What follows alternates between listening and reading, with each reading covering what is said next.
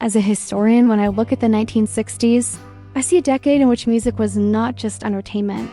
It became a mirror of women's emotional awakening. The sound of that time reflected something new, something restless, something that women had felt privately for generations but had never expressed publicly.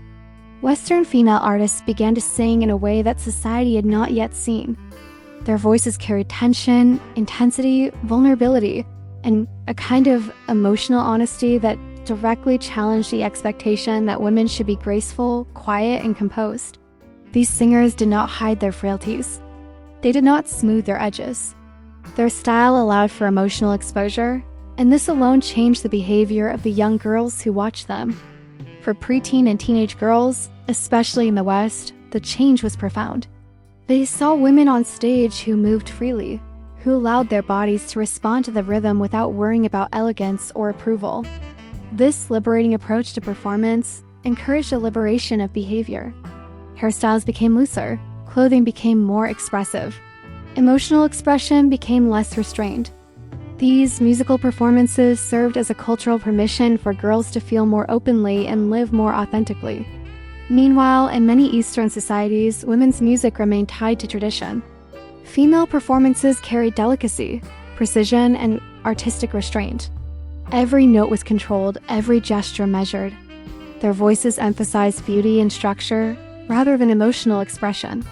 This contrast shows how music reflected two different cultural expectations of femininity at the same historical moment.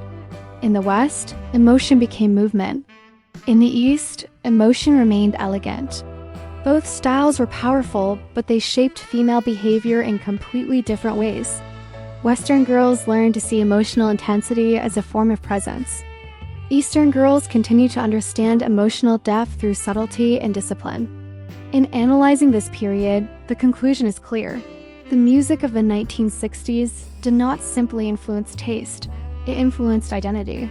It offered young women new models of expression, new ways to experience their own emotions, and new interpretations of how femininity could manifest itself when finally freed from silence. And that is why the 1960s remain a turning point, a decade in which the sound of women changed, and women changed with it. The 1960s didn't just revolutionize music, it revolutionized what it meant to be a woman in the world. And the echoes of that decade still shape all women artists everywhere to this day. If you want more cultural reflections and analyses on women who transformed history through art, emotion, and presence, follow Woman BIOART.